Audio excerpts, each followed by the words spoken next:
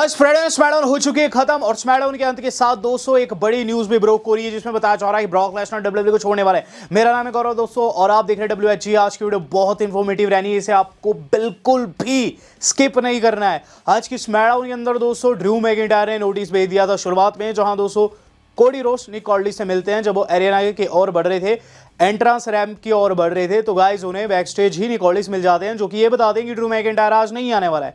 कोडी जब वजह पूछते हैं तो निक ऑल्डिस बताते हैं कि ड्रू मैकिंटायर ने एक लीगल नोटिस भेजा है जिसके अंदर उसने लिखा है कि स्मैकडाउन की एनवायरनमेंट काफी अनसेफ है, कभी भी कहीं भी हमला हो जाता है और ऐसे में जब तक चीजें सही नहीं होती है तब तक वो यहाँ शिरकत नहीं करेगा।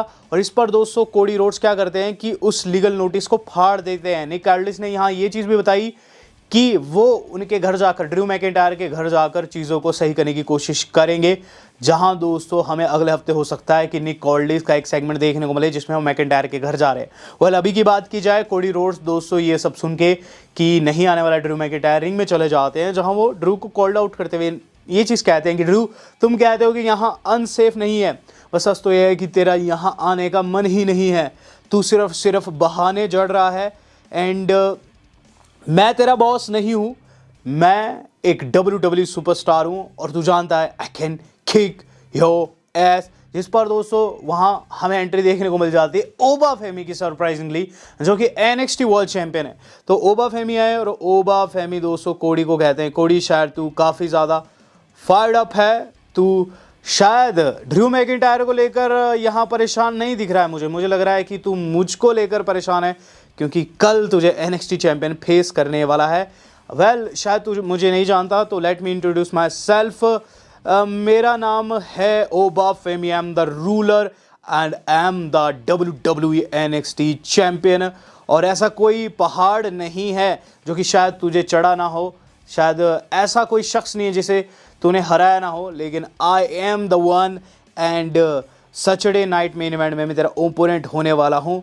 और जो स्पिरिट थी जॉन सीना की जिसमें वो आकर कहता था कि your time is up my time is now, उसी स्पिरिट से मैं कहता हूँ कोडी your time is up my time is now. इस पर दोस्तों अमेरिकन नाइटमेयर कहते हैं, वेल ये तो सीना का कोट है, मुझे अच्छा लगा कि तैने सीना को शाउट आउट दिया, लेकिन बता दूं कि उस सीना को हरा कर ही मैंने चैंपियनशिप जीती है। जिसके बाद वो रिंग को लीव करने वाले थे, लेकिन ओबा फेमी ने बीच में हाथ धर दिया और ये चीज़ कही कि रुक, जिसके बाद उन्होंने अपना टाइटल हवा में लहराया, कोडी ने भी अपना टाइटल हवा में लहराया और सेगमेंट खत्म हो गया।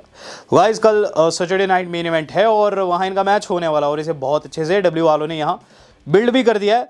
हालांकि इनकी कोई पर्सनल राइवलरी नहीं है, लेकिन स्टिल पता चलेगा कि कौन ज़्यादा तगड़ा है। बात कर ली जाए दोस्तों इसके बाद क्या हुआ, इसके बाद दोस्तों जो अगली चीज़ हम लोगों ने देखी है वो था दोस्तों नाइट का सबसे पहला मैच। तो गाइस ये पर्टिकुलर मैच जो हम लोगों को देखने को मिला है ये था दोस्तों किसी और का नहीं बल्कि ड्रैगनोव का। ड्रैगनोव को दोस्तों बैक स्टेज मिले थे उनके फ्रेंड्स यानी फ्रैक्जियम कहती है कि अगर DIY आता है तो हम उन्हें टेक डाउट करने के लिए तैयार है, अगर कुछ भी गंद डलता है तो हम वहाँ आएंगे। जिस पर ड्रैगनोव उन्हें मना कर देते हैं, फ्रैक्जियम को मना कर देते हैं, कहते हैं वो अकेले ही टेक आउट करेंगे चैंपा को। इसके बाद US टाइटल के लिए चैंपा के खिलाफ मैच भी लड़ते हैं, जहाँ दोस्तों उनका टाइटल ऑन द लाइन था और एंड में दोस्तों उनके खून भी निकल गया था, लेकिन जो होना था वो हुआ। रोल अप के जरिए दोस्तों ड्रैगनोव उस पर्टिकुलर मैच में जीत तो जाते, लेकिन उसके बाद DIY उनके ऊपर हमला कर देता है। यहाँ चूंकि उन्होंने फ्रैक्जियम को मना किया था, कार्मेलो हेज की एंट्री वहाँ देखने को मिलती है जो कि आकर बचाते हैं दोस्तों ड्रैगनोव को और गाइस वार करते हैं चैंपा के ऊपर, गार्गानो के ऊपर, और इस तरीके से सेगमेंट खत्म होता है। इसके बाद बैक स्टेज देखने को मिलता है कि जवॉन एवंस से पूछा जा रहा है उनके सैटरडे नाइट मेन इवेंट वाले मैच के ऊपर कि गाइस वहाँ जाता है दमिस कहता है कि उन्हें सैटरडे नाइट मेन इवेंट में होना चाहिए था, ना कि जवॉन एवंस जैसे नए छोकरे को, जिस पर जवॉन एवंस उन्हें अंकल कह देते हैं, अंक कहते हैं, जिस पर दमिस कहते हैं मैं तेरा अंक नहीं हूँ, और अगर तुझे ऐसा लगता है कि तेरा खून बहुत ज़्यादा गर्म है तो तू उसको ट्राई कर सकता है। जिस पर जवॉन एवंस उन्हें चैलेंज कर देते हैं। जवॉन एवंस कहते हैं कि अच्छा अंक ऐसी बात है तो क्यों ना रिंग में मिले। तो गाइस यहाँ इनका मैच भी कंफर्म हो गया था। इसके बाद दोस्तों जो अगली चीज़ हम लोगों ने देखी है वो था वाइट सिक्स का प्रोमो। तो काफ़ी लंबे टाइम बाद हम लोगों ने वाइट सिक्स को सुना है रिंग में। तो वाइट सिक्स क्या चीज़ कहती है, वो रिंग में आती है। सबसे पहले दोस्तों जो अंकल हाउडी माइक पकड़कर सोलो को कॉल आउट करते हैं और ये चीज़ कहते हैं कि तुम्हारी एक्चुअल जो रियल फैमिली थी उसके तो तुम ना हो सके, तो तुमने अपनी एक दूसरी फैमिली बना दी जिन्हें तुम अपना तो कहते हो लेकिन वो तुम्हारे अपने नहीं है। तो ये काफ़ी दोस्तों ब्रूटल लाइन है, क्योंकि ऑब्वियसली जो ये एमएफटी के मेंबर्स है ये एक्चुअल में अनोवाइज नहीं है, ये एक अलग फैमिली है दोस्तों, ये रोमन रेंस की फैमिली से नहीं है। तो ये लाइन अंकल हाउडी ने कह दी है। उसके बाद कहते हैं शायद तुम डिल्यूजन में जी रहे हो, you are delusional, MFD SmackDown को रन करती है, तुम ऐसा कहते हो, लेकिन शायद तुम्हारी आंखों पर एक पर्दा पड़ा हुआ है जिसे मुझे हटाना होगा। ये जो देख रहे हो टाइटल्स ये हमारे हाथों में है, ये टैग टाइटल सबूत है इस बात का कि तुम स्मैकडाउन को रन नहीं करते। अगर स्मैकडाउन रन करना चाहते हो तो ये टाइटल्स हमसे छीनने होंगे, जिसके बाद वो टाइटल्स को बिछा देते हैं और कहते हैं कम एंड गेट देम, जिस पर दोस्तों हमें देखने को मिलता है कि वहाँ थीम सॉन्ग प्ले हो जाता है सोलो का, पायरो वायरो भी फुटते हैं। बट गाइस एमएफटी नहीं आता है, सोलो नहीं आते हैं, वो दिखते हैं बिग स्क्रीन के ऊपर और कहते हैं लुक एट दीज फ्रीक्स। इन्हें लगा कि मैं इनके कहे पर आ जाऊंगा, लेकिन टाइम मेरा है शॉट्स लेने का, ना कि तुम्हारा। मैं अपने हिसाब से चलता हूँ और जब हमारा मन होगा तो हम टाइटल भी ले लेंगे।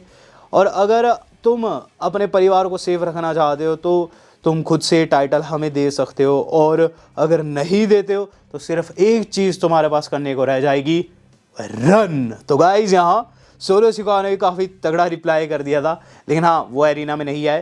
बात कर ली जाए दोस्तों इसके बाद दोस्तों अलेक्सा शार्लेट की बात लग रही थी टाइटल्स के रिगार्डिंग। बिन बात के दोस्तों वहाँ आकर रिया रिप्ली कन्फ्रंट कर देती है इन दोनों को, जहाँ दोस्तों अलेक्सा कहती है कि हम तुम दोनों की रिस्पेक्ट करते हैं, ईओ की तुम्हारी, लेकिन जब टाइटल की बात आती है तो हम फ्रंट रनर है। जिस पर रिया रिप्ली वहाँ से ये कहते हुए निकल जाती है, गुड लक अलेक्सा, आज तुम्हारा मैच है। सेगमेंट खत्म हो जाता है। हम लोग देख रहे हैं दोस्तों अब ये अलेक्सा ब्लिस वाला मैच जो कि लैश लेजेंड के खिलाफ था। इसके अंदर नाया जैक्स गंद डालने की कोशिश करती है तो शार्लेट उन्हें टेक डाउन करती है, लैश लेजेंड उन्हें किक कर देती है। रिंग में दोस्तों लैश लेजेंड जो है अपना फिनिशर लैश एक्सटेंशन करके कोई मूव है, काफ़ी यूनिक मूव था, वो दोस्तों अलेक्सा को जड़ देती है। 1 2 and 3 लैश लेजेंड यहाँ जीत गई है, अपने साइज़ का बहुत ज़्यादा फ़ायदा उन्होंने उठाया। इसके बाद दोस्तों जो अगली चीज़ हम लोगों ने देखी है वो था गाइस द मिज़ वाला match, the Miz versus Javon Evans was a good match. Javon Evans दोस्तों काफ़ी टैलेंटेड बंदा है और वो मैच में दिखा भी, जहां एंड में दोस्तों इसने ओजी कटर लगाया और गाइस द मिज़ की पिन कर दी। रिया रिप्ली का भी बैक स्टेज दोस्तों फेस ऑफ होता है किसके साथ में, नाया जैक्स के खिलाफ में, जहां नाया जैक्स कहती है कि शायद तू भी टैग टाइटल्स के पीछे पड़ी हुई है। रिया कहती है तुम्हें मेरे रास्ते में नहीं अड़ना चाहिए, तुम यहाँ से चली जाओ, जिसके बाद दोस्तों वहाँ से चली भी जाती है। लेकिन बिन बात के जेड कारगिल आकर वहाँ लुक देने लगती है रिया को और कुछ नहीं कहती है। इन द मेन टाइम दोस्तों अब हमें देखने को मिल रहा है कि गाइस उनकी जो ओपोनेंट है वो तैयार हो रही है, मिशन प्रोमो कट कर रही है जेड के ऊपर, लेकिन दोस्तों जेड उनके ऊपर हमला कर देती है और गोरिल्ला पोजीशन एरिया में ही उन्हें पीट देती है। फिर दोस्तों रिंग में जाकर वो प्रोमो कट करती है, यही हशर होगा जो भी मेरे सामने आकर खड़ने की कोशिश करेगा। यह समय स्टेप अप का नहीं बल्कि स्टेप डाउन का है कि गाइस मिशन की एंट्री होगी जो कि डंडा लेकर आ गई। उन्होंने कैंडो स्टिक से हमला कर दिया जेड के ऊपर, लेकिन गाइस उनकी एक ना चली, उन्हें वहाँ एक बिग बूट भी लगा और ऐसा चॉक स्लैम दोस्तों मैंने कभी भी नहीं देखा किसी महिला ने मारा हो।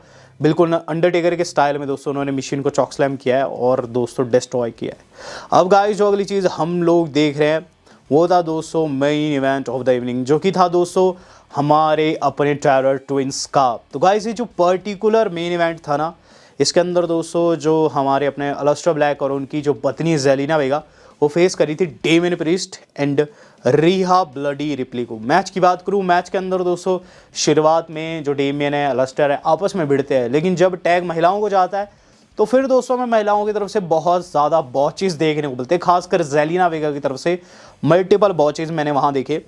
यहाँ दोस्तों बात करूँ बॉचेस के ख़त्म होने की, तो बॉचेस के ख़त्म होने के बाद हमें क्या चीज़ देखने को मिलती है कि गाइज एंड आता है मैच का जहाँ कोई बॉच नहीं था। अलिस्टर ब्लैक को हेडबट कर दिया रिया रिप्ली ने और उसके बाद रिंग में जाकर दोस्तों दोनों ने यानी कि अलिस्टर ब्लैक एंड रिया रिप्ली ने जो रेजर्स एज रहता है वो दोस्तों लगाया है जेलिना को, अलिस्टर को, जो कि आप क्लिप में देख सकते हैं। और उसके बाद दोस्तों रिया रिप्ली ने अपना फिनिशर लगाकर जेलिना वेगा की पिन कर दी। तो गाइज यहाँ टेरर ट्विंस की जीत हुई। हालांकि दोस्तों अलिस्टर ब्लैक को जीत की आवश्यकता थी, बट यहाँ जो हुआ ठीक हुआ क्योंकि उनकी पत्नी बहुत ज़्यादा बॉचेस कर रही थी। वेल चलिए अब बात कर लेते हैं सैटरडे नाइट मेन इवेंट की एंड ब्रॉक लेसनर की। तो सबसे पहले आपको बताना चाहूँगा सैटरडे नाइट मेन इवेंट में रैंडी ऑर्टन नहीं होने वाले हैं। रैंडी ऑर्टन वहाँ ऑडियंस में नहीं होंगे क्योंकि वो सऊदी जा रखे हैं मिस्टर बीस्ट का कोई इस वक्त प्रोजेक्ट चला हुआ और उसका हिस्सा है Randy Orton.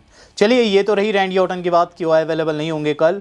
Saturday night main event में दोस्तों आप लोगों को स्टेफनी मैकमैन देखने को मिलेगी अनाउंसर टेबल के ऊपर। इसके अलावा दोस्तों आपको ये भी बताना चाहूंगा कि इस बारी का सैटरडे नाइट मेन इवेंट का जो मेन इवेंट है वो गाइस गंथर वाला ही है। गंथर वर्सेस जॉन सीना ही आप लोगों को मेन इवेंट में देखने को मिलेगा। सबसे पहला match AJ Styles Dragon Lee का है, जवान ओवेंस लियोन सेटर को फेस करने वाले हैं। गाइस इसके अंदर ऑड्स में AJ Styles and Dragon Lee जो है लीड कर रहे हैं, -350 के ऊपर चले हुए हैं। जवान एवेंस लियोन स्लेटर चले +225 के ऊपर। इसके ऑड्स नहीं निकले थे, बताना ज़रूरी है। यहाँ दोस्तों एजे स्टाइल्स की टीम जीतेगी। बेली वर्सेस सोल रुक्का, इसके अंदर मैं आपको ऑलरेडी बता चुका हूँ। सोल रुक्का -250 के साथ लीड कर रही है। बेली +170 के ऊपर, प्लस में कम आंका जाता है, इसका मतलब इसमें सोल रुक्का जीतेगी। कोई भी टाइटल ऑन द लाइन नहीं है। देन दोस्तों आप लोगों को देखने को मिलेगा चैंपियन वर्सेस चैंपियन, कोई भी टाइटल ऑन द लाइन नहीं है। बस ये चीज़ पता चलेगी कौन ज़्यादा स्ट्रॉन्ग है। कोडी रोड्स ओबा फेमी को फेस करने वाले हैं। आज आपने देखा स्मैकडाउन में क्या कुछ हुआ। ऑड्स दोस्तों यहाँ कोडी के पक्ष में -400 के साथ लीड कर रहे हैं। बेचारा ओबा चला है +250 के ऊपर। ओवर साइज में तो बड़ा है लेकिन कोडी रोड्स को नहीं हरा पावेगा। Then main event of the evening, एक ऐसा मैच जिसे दोस्तों लोग देखना चाहते हैं, दिल से देखना चाहते हैं। एक ऐसा मैच जो कि दोस्तों सदियों तक याद रखा जाने वाला है। एक ऐसा मैच जो कि दोस्तों रुआंसा कर देगा और कहीं ना कहीं दोस्तों दुख भी देगा। जॉन सीना का लास्ट मैच अगेंस्ट गंथर, और गाइस इसके अंदर गंथर लीड कर रहे हैं -300 के साथ। सीना चले +200 के ऊपर, काफ़ी क्लोज है। बट यहाँ दोस्तों ऑब्वियसली गंथर जो है जीतेंगे, क्योंकि जॉन सीना नहीं चाहेंगे, खुद से भी नहीं चाहेंगे आखिरी मैच में वो जीते। तो यहाँ दोस्तों गंथर जो है विजय प्राप्त करेंगे और इस तरीके से पूरा का पूरा Saturday night main event wrapped up होगा। लेकिन जब सीना रिटायर हो रहे हैं तो सीना ने दोस्तों एक चीज़ ऐसी कही थी जो कि मुझे लगा कि सत्य नहीं है। सीना ने कहा कि जो है सूर्यास्त होने वाला है मिनेसोटा में लेसनर का। ये लाइन दोस्तों उन्होंने कही, मुझे लगा शायद से सीना फेंक रहे हैं, बट सीना दोस्तों झूठ नहीं बोलते हैं। जब कहते हैं हसल, लॉयल्टी, रिस्पेक्ट, तो गाइज इसे उन्होंने पूरी लॉयल्टी के साथ कहा था। Yes guys, day major according बाबा ब्रॉक लेसनर 2026 में रिटायर होने वाले हैं। Yes guys, it's official. बताया जा रहा है दोस्तों कि डब्ल्यूडब्ल्यूई वाले इस वक्त 2 से 3 रिटायरमेंट टूर प्लान कर रहे हैं। सबसे पहला तो दोस्तों एजे स्टाइल्स का, जो कि कंफर्म कर चुके हैं, कई इंटरव्यूज़ में उन्होंने कह दिया है 2026 उनकी लाइफ का आखिरी साल रहने वाला है। तो पहले तो एजे स्टाइल्स है। दूसरे दोस्तों क्रिस जेरिको, अगर क्रिस जेरिको आ जाते कंपनी में वापस तो सिर्फ रिटायरमेंट के लिए ही आएंगे। तो उनका भी रिटायरमेंट टूर हम लोगों को 2026 में देखने को मिलेगा। यहाँ डे मेल्जर ने क्या कहा बीती शाम ब्रॉक लेसनर के ऊपर कि जितना मुझे पता है ब्रॉक लेसनर भी 2026 में रिटायर होने वाला है। और ऐसे में बहुत सारी स्टोरी लाइन्स जो है पिच की गई है। जो मिनेसोटा है वो एक रीजन है जहां लेसनर जो है बिल्ड हुआ है, जहां से निकला है, तो वहां वो रिटायर होना चाहता है। यहाँ दोस्तों ये भी बताया जा रहा है कि ब्रॉक लेसनर के चांसेस बहुत ज़्यादा हाई है कि समर स्लैम में वो रिटायर हो, क्योंकि समर स्लैम को उनका पीएलई माना जाता है। 2026 दोस्तों काफ़ी सैड करने वाला ईयर रहेगा, जिसके अंदर हमें 1 से 2 से 3 बड़े लेजेंड सुपरस्टार जो है रिटायर होते हुए नजर आएंगे। बाबा ब्रॉक लेसनर दोस्तों जब से कंट्रोवर्सी में फंसे हैं तब से लोग डिमांड भी कर रहे हैं कि उन्हें रिटायर हो जाना चाहिए। तो शायद से लेसनर को भी ऐसा फील होने लग रहा है कि शायद से अब WWE फैंस उन्हें पसंद नहीं करते हैं। और ऐसे में दोस्तों मैं आपसे पूछना चाहता हूं कि लेसनर को 2026 में रिटायर हो जाना चाहिए, जैसी न्यूज़ आ रही है वो रिटायर होने वाले हैं, क्या होना चाहिए या फिर नहीं? Do let me know. Video मेरी आज कितनी थी, आज तक के लिए इतना ही। धन्यवाद, शब्बा खैर।